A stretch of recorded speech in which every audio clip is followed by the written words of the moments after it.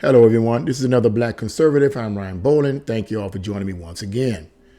In this video, I want to talk about something that is pretty sobering, to say the least, but a reality with a lot of women that's pushed under the rug, if you will.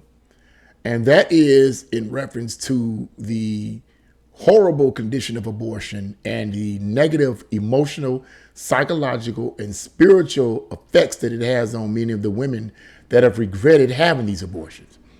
Now, this article that I'm about to read is in reference to a former Pussycat Dolls singer who had three abortions that she regrets with all her heart having had. And when I read you her words, it's going to grieve your heart. It's going to be hard not to have some kind of emotional feeling about this when I read this woman's words. Because as I was reading this article, my heart just cried out, because I'm going to share something after I read this article. I'm going to share something with you guys that brings light to the reality of how abortion has and does affect a lot of women psychologically, emotionally, and spiritually, even those that try to suppress it and act like it doesn't have any effect. Let's get into this article. And it starts off. Former Pussycat Dolls singer Kaya Jones recently revealed that she had 3 abortions in her past and regrets getting them.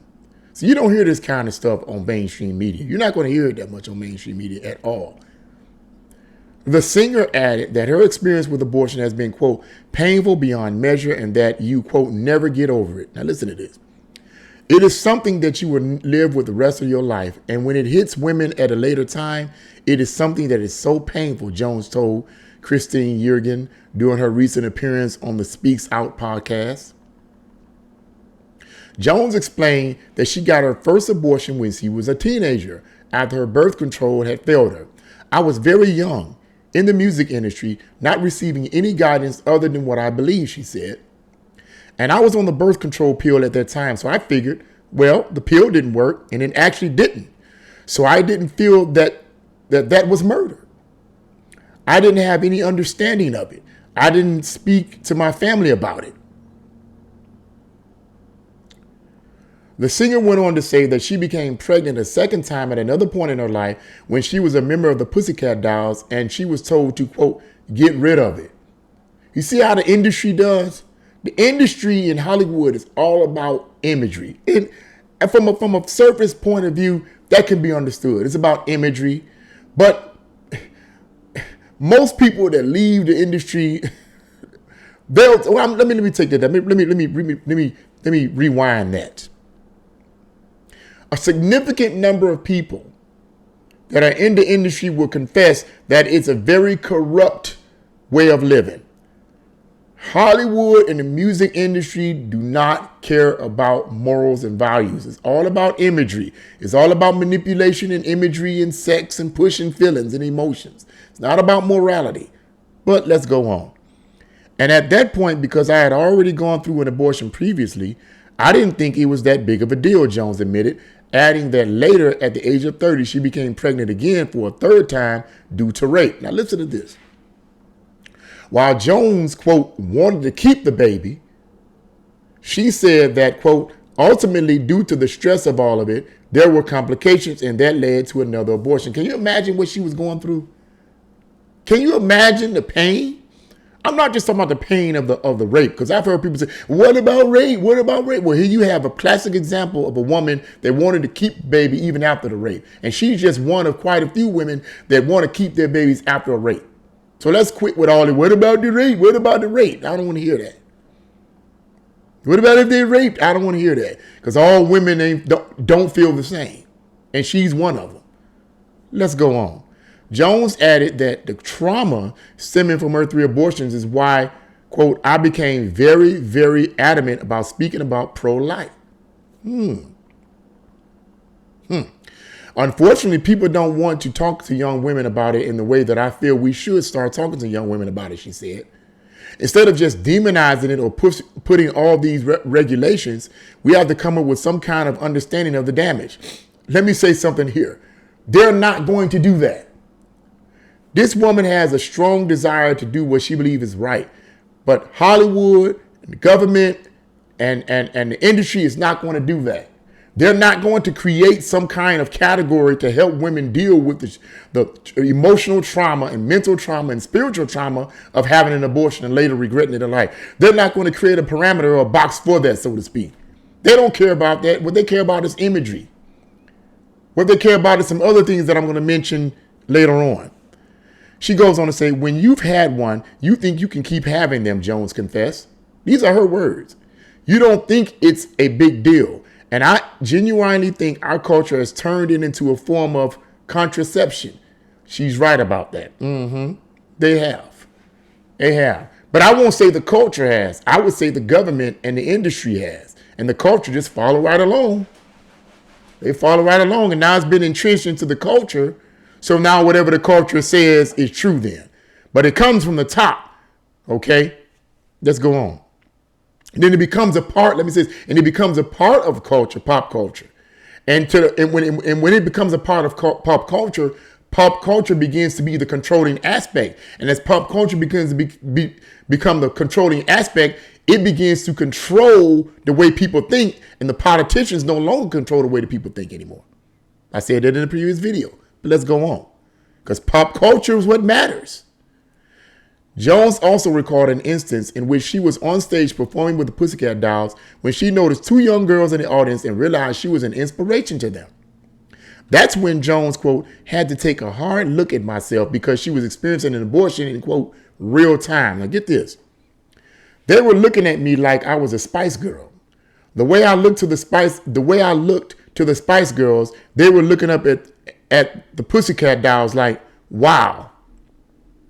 And when you see these two little faces at that moment, I was going through an abortion. I'm losing my child in real time. I'm being told I was fat before this encounter before I go on stage. I'm supposed to have super confidence.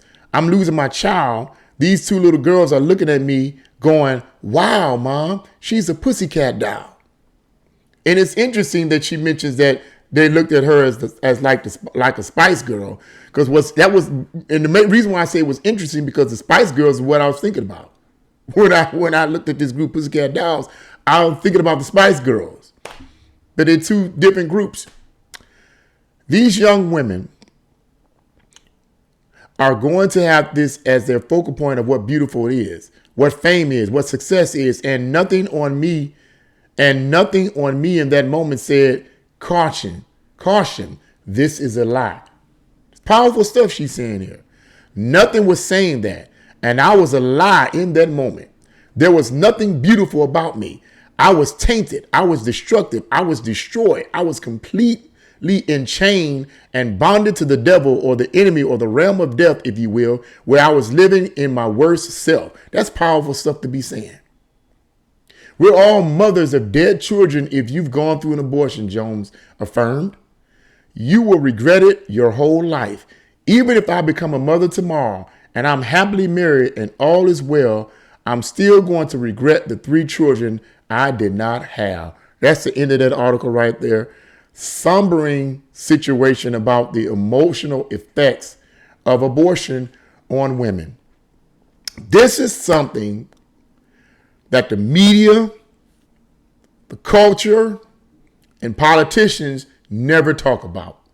The emotional and spiritual and mental effects that abortion has on these women that have it. And I think part of the reason for that is because it is murder.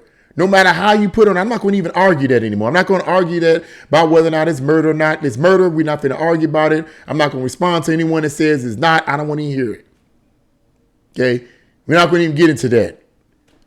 It clearly has an effect on these women, because if it wasn't murder, then why are you feeling the way why was they feeling the way they was feeling? Stop playing games, man. Come on. Common sense. Common sense.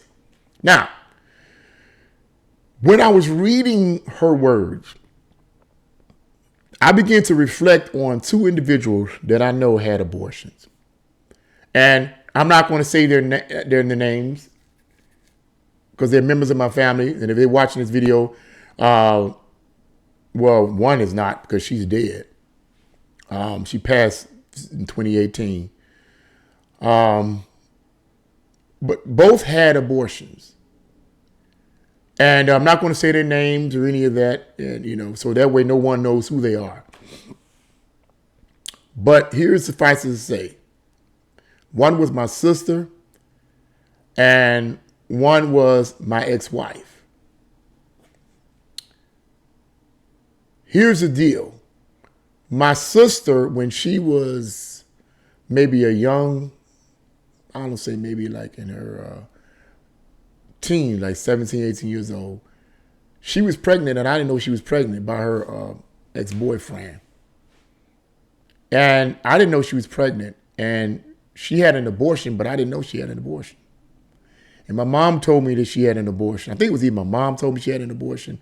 They forced her to, well, they didn't force her, but they talked her into getting an abortion because they felt she was too young and not capable, whatever reasons, for taking care of a child. So they had her have an abortion.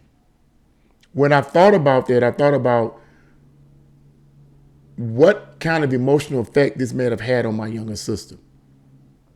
Because later on in her life, she developed some kind of a arthritis. It was a severe form of arthritis in her knees and in her wrists. It was terrible. She had to walk around with crutches. That's how bad it was.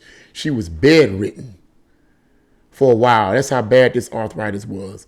And after this happened, I couldn't help but think, did this contribute to her emotional downfall? Because afterwards, she just began to become an emotional wreck. She had some children afterwards. She did have children afterwards, 3 of them. But I can't help but wonder, did this abortion contribute to her emotional turmoil afterwards? Because she just went downhill after that. The other thing is my ex.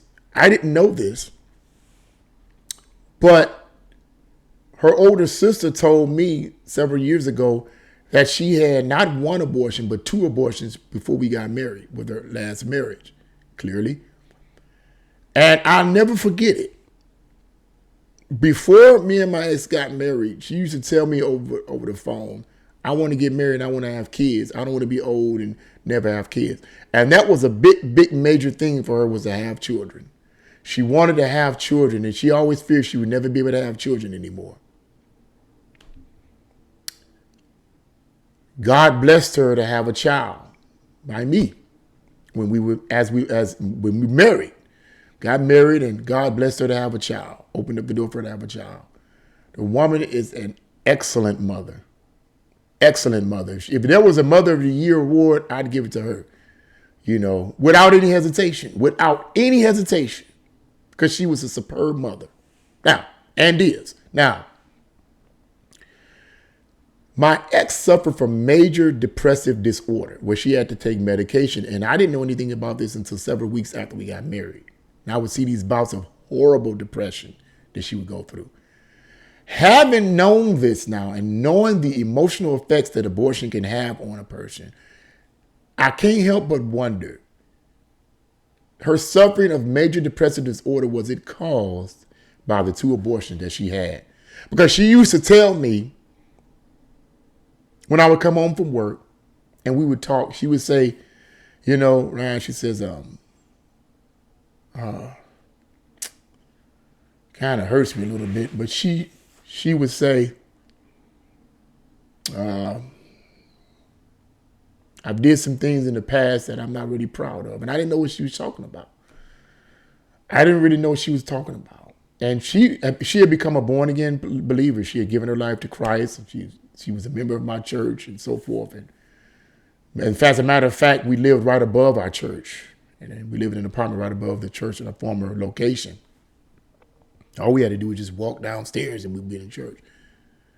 And she had repented of her sins, gave her life to Jesus Christ. She was a true, sincere, born-again believer. But I believe she still held that guilt of abortion still in her. It still had a negative effect on her.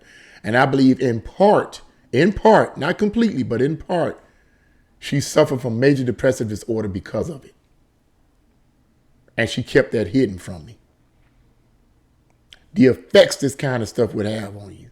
And when she shared that with me, when she said that I did some things in the past that I'm not proud of, that I really, even though God had forgave her for it, she still felt, I believe, in my opinion, the negative emotional effects of the abortions. 2 of them, not 1, 2.